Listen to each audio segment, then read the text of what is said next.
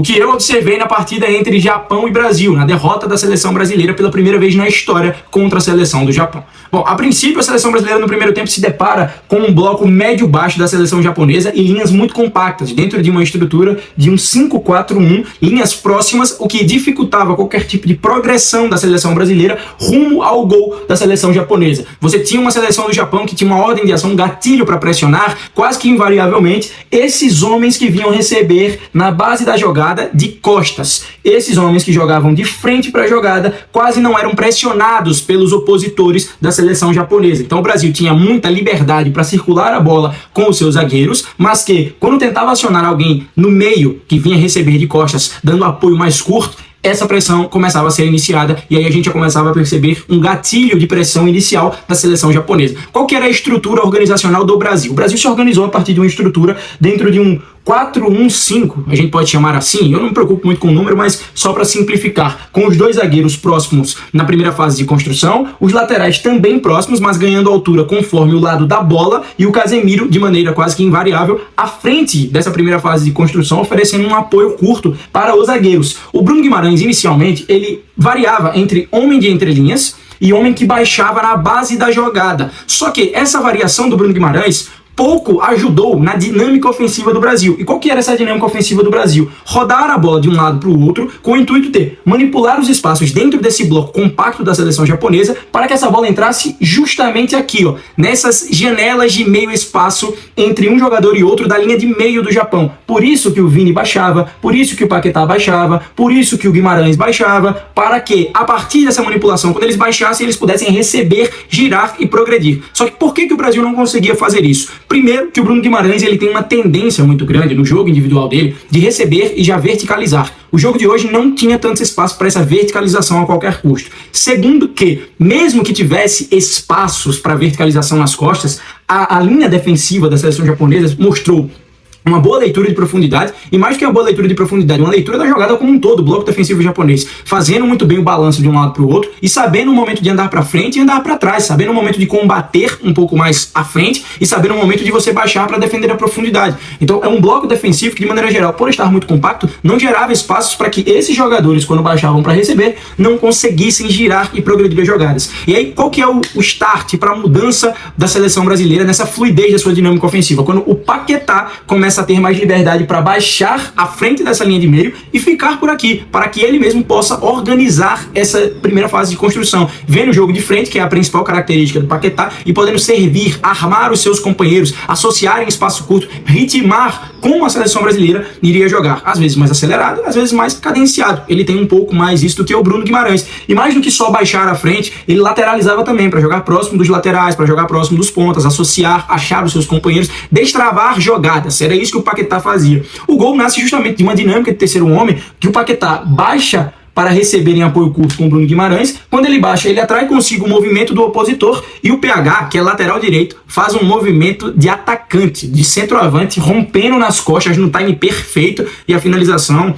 ela é apenas a cereja do bolo. O PH que não tem nenhuma dificuldade para trabalhar com a perna não dominante, que é a perna esquerda. Entretanto, ele mostrou muito recurso para trabalhar com a parte de dentro, né, do seu próprio pé, ou a parte fora do seu próprio pé, ali num 3 dedos, muito bonito para finalizar a jogada. Bom, um ponto que eu gostaria de chamar a atenção para essa seleção brasileira do Ancelotti, de maneira geral, não só observando o jogo de hoje, o jogo contra a Coreia, ou qualquer que seja outro jogo específico, é que as dinâmicas de terceiro homem da seleção brasileira estão sendo muito bem executadas, desde o início do trabalho do Ancelotti. A gente vai ver aí o gol que o Brasil abre o placar contra o Chile no Maracanã, tem a dinâmica de terceiro homem sendo bem executada. A gente vê outro gol contra o Chile tendo essa dinâmica também. A gente vê o gol que abre o placar hoje com dinâmica de terceiro homem. A gente vê finalizações que o Brasil gerou hoje com dinâmica de terceiro homem. A gente viu finalizações do jogo contra a Coreia do Sul com dinâmicas de terceiro homem. Então é o Brasil que vai conseguindo adaptar bem essa sua estratégia, mais do que adaptar, vai conseguindo modelar bem essa sua estratégia de dinâmica ofensiva para progredir rumo ao gol dos adversários. O primeiro tempo até teve uma boa exibição defensiva da seleção seleção brasileira, que quando perdia a posse,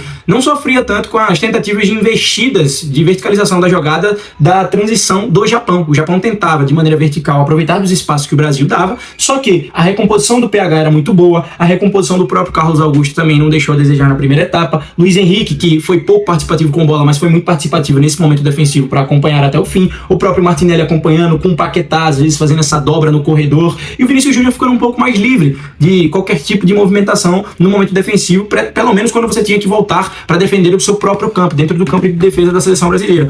O ponto é que no segundo tempo, a coisa ela acaba degringolando por conta de um erro individual, que não dá para crucificar aqui o Fabrício Bruno. É um erro que, ao meu ver, primeiramente é forçado pela seleção japonesa, que quando perde a bola, já pressiona o Brasil rapidamente, induzindo por onde o Brasil pode jogar, né, fechando algumas linhas de passe específicas, fechando alguns canais de passe. Esse fechamento obrigou o Brasil a jogar para trás, e quando você obriga o Brasil a jogar para trás e o Fabrício Bruno vai tentar dar um passe, ele percebe que o passe não era o melhor. E aí, nesse milésimo de dúvida, vem o erro, ocasionando o primeiro gol do Japão, que no estalar de dedos tem coisas que a tática não explica, faz com que o aspecto anímico e moral da seleção japonesa se eleve, e quando se eleva o aspecto anímico no jogo, é muito difícil de você controlar um adversário. É uma questão que o Brasil precisa ficar de olho, porque de maneira quase que invariável, numa Copa do Mundo, você vai sofrer um gol, você vai ficar atrás do marcador, você vai sofrer um empate, você vai abrir um 2-0, um 3-1 e você vai tomar um gol que talvez te dê um choque, e você precisa estar atento a isso para poder controlar bem o seu próprio ânimo dentro da partida, independente de como sai o gol, se é uma questão individual ou não. Os dois últimos gols do Japão, do empate e o da virada, eu acredito que não dá para apontar somente falhas individuais, como muita gente gosta de fazer.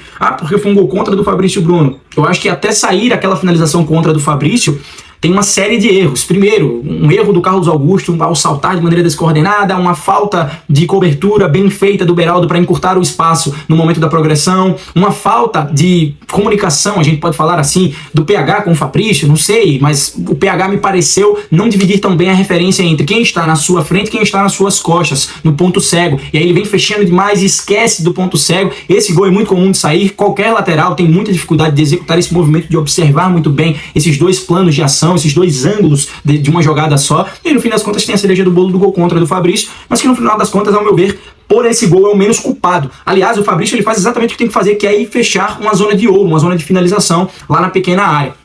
E você tem o terceiro gol, que ao meu ver é muito mais mérito do Japão do que demérito de qualquer falha do Brasil, mesmo que a falha ela venha a ter existido. Não sei se dá para chamar de falha, mas talvez o Hugo pudesse ter não aceitado com tanta facilidade, não sei. É uma bola muito rápida, queima-roupa, que vem de frente, não sei.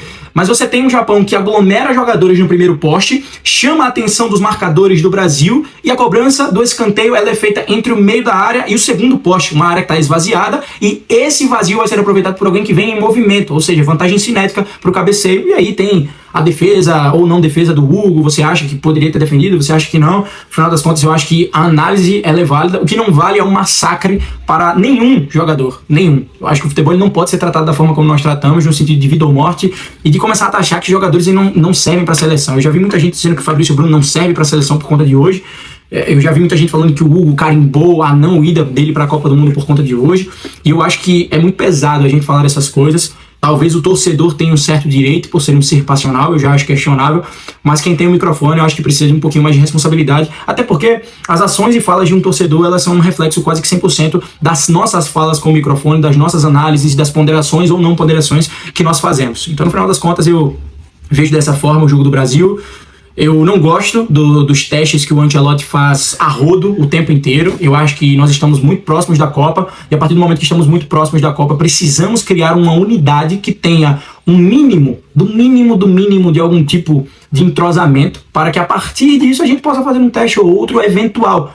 A espinha dorsal ela é modificada o tempo todo, e eu acho que isso não é saudável para um cenário de futebol de seleções, onde você não tem tanto tempo para trabalhar, não tem tanto tempo para entrosar, não tem tanto tempo para criar um contexto que você queira criar.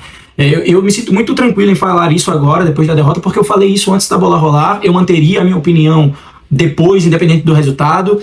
Eu acredito que o momento de testes ele já foi, e talvez esse tenha sido o último, e acabou. E eu não tô aqui decretando que esses jogadores foram reprovados no teste, como muita gente gosta de falar. Eu não entro nessa seara. Bom, enfim, foi isso que eu vi do jogo. Espero que você comente aqui embaixo o que é que você concorda, o que é que você discorda, o que é que você viu que eu não comentei aqui. Deixa o seu like para mostrar que você gostou do vídeo. Valeu, tamo junto. É nóis.